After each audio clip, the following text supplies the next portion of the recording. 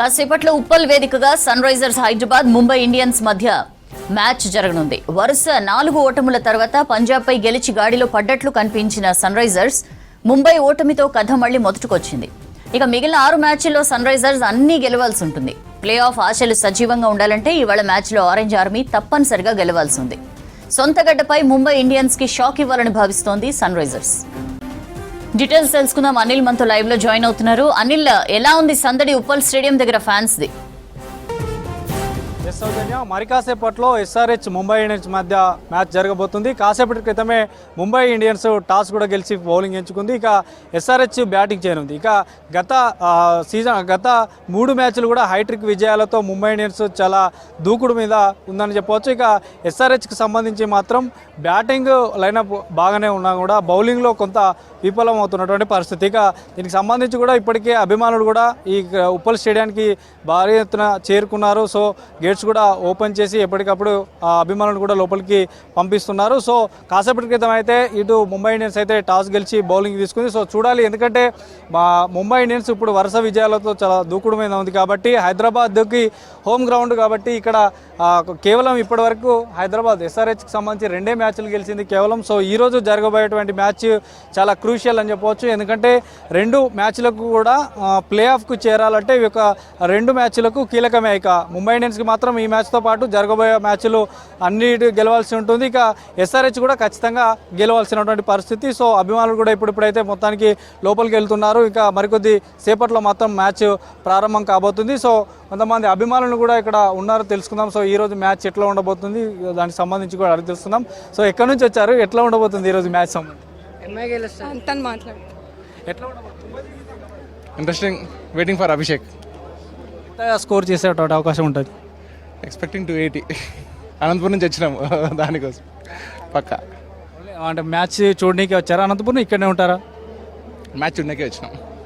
Match చూడడానికి last చూసాం SRH last match కనుక చూస్తే ఓడిపోయినటువంటి పరిస్థితి. ముంబై హైట్రిక్ విజయాలతో దూసుకెళ్తుంది.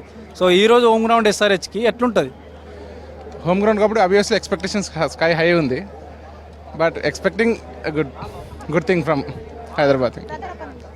సో మొత్తానికి అయితే చూడొచ్చు, అభిమానులు మాత్రం ఖచ్చితంగా వారు ఆశాభావం వ్యక్తం చేసింది ఏంటంటే ఖచ్చితంగా ఎస్ఆర్హెచ్ గెలుస్తుందని చెప్తున్నారు. ఎందుకంటే ఒకసారి మనం ముంబై ఇండియన్స్ కనుక చూసుకున్నట్టయితే ఇటు ఎస్ఆర్హెచ్కి సంబంధించితో పాటు ఇటు రోహిత్ శర్మ, ఎందుకంటే తిలక్ వర్మకు కూడా ఇది హోమ్ గ్రౌండ్. ఖచ్చితంగా నిన్న ఆయన ప్రెస్ కాన్ఫరెన్స్లో కూడా చెప్పాడు, చాలా ఎక్కువ స్కోర్ చేస్తానని కూడా చెప్పినటువంటి పరిస్థితి. దాంతోపాటు ఇప్పటికే వరుస విజయాలతో ఊపి మీద ఉన్నటువంటి హార్దిక్ పాండ్యా కెప్టెన్సీలో అటు సూర్యకుమార్ యాదవ్ కానీ, తర్వాత బౌలింగ్లో కనుక చూసినట్టయితే బోల్ట్, తర్వాత శాండ్నర్, ఈ లైనప్ కూడా బాగుంది. కానీ ఎస్ఆర్హెచ్ విషయానికి వస్తే బౌలింగ్లో కొంత విఫలమవుతున్నటువంటి పరిస్థితి. కొంత బౌలింగ్లో అంతగా రాణించలేకపోవడం వల్లనే ఈ వరుస ఓటములకు కారణం అంటూ కూడా చెప్తున్నారు. సో మొత్తానికైతే ఈరోజు జరగబోయేటువంటి మ్యాచ్కి కూడా నిన్న ఏదైతే జమ్మూ కాశ్మీర్లో జరిగినటువంటి ఘటనకు సంబంధించినటువంటి ఉగ్రదాడులు చేసినటువంటి ఏదైతే